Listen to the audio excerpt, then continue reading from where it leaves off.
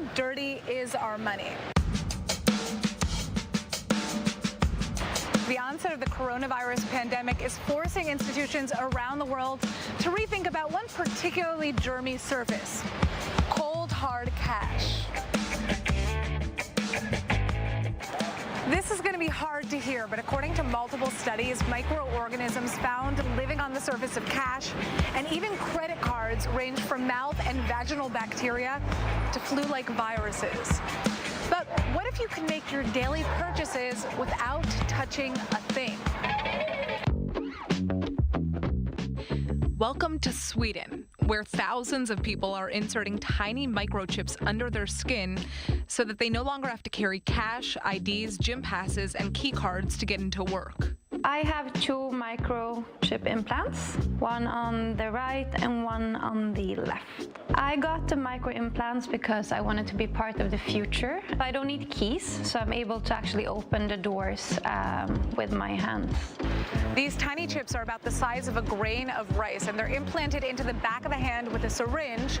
And so far, about 3,000 Swedes have gotten them implemented. So in Sweden, you can actually use it to put your train tickets inside. You can actually use it with Scandinavia's biggest gym chain, so you don't actually need to show your membership card. I use it personally as a business card, so you can actually put your phone on my hand and then my LinkedIn pops up.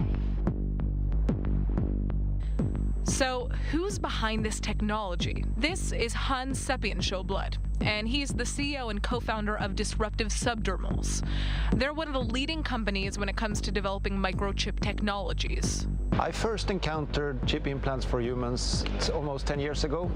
I felt that this is a very interesting technology that we could potentially do some awesome things with. So I bought a bunch online, got together a bunch of friends, and we had our first chip implant party. The number one reason for getting an implant is simply convenience. It allows you to eliminate some of the clutter in your life. Implants can also be used for making payments. For example, here at Epicenter in Stockholm, we use our implants in different vending machines, buying snacks and candy and juices whenever we feel like it. Microchips may sound too futuristic for you, but Sweden is expected to be the world's first cashless economy by March of 2023. But now, microchips could be used for more than just convenience. They have the potential to change healthcare and the way governments are handling the coronavirus crisis. I am convinced that smart implants will provide a marvelous value to people who suffer from different health conditions and need to be able to log their vital parameters on a regular basis. It could be body temperature, pulse, blood pressure, and imagine if you could just do that by swiping yourself with a smartphone at any time. For example, the implants that we designed allow people to measure their body temperature. Has some very interesting applications to see how fever is spreading in the population, and I think that we will really need those tools to not least understand the ongoing pandemic, but in particular to be able to spot future pandemics at an early stage. But how safe is your data in a body chip?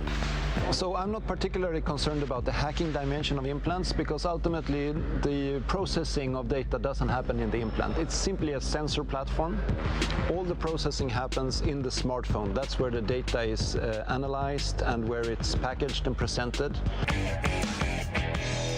Cybertech experts still cite potential issues with data handling.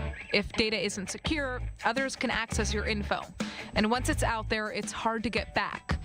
And in some cases, users could even be giving their data away without even realizing it in the terms and conditions that they sign on their smartphones.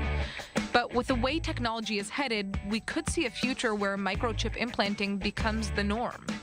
I believe that I'm going to be able to use my microchips to do payments in the future, identification, tickets. In Sweden, every shop, in every kiosk, in public transport, there are always these touch terminals where people either touch their phone or their wallet with a credit card inside. So this means that the infrastructure for making payments also with an implant are already there.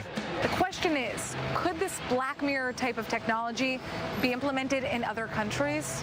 Hans' ultimate vision is to take health microchips to developing countries where healthcare systems are less developed, so that people in remote areas with limited access to hospital facilities can just send their health information to doctors around the world to receive diagnosis. But until that technology is fully developed, would you be willing to get a microchip?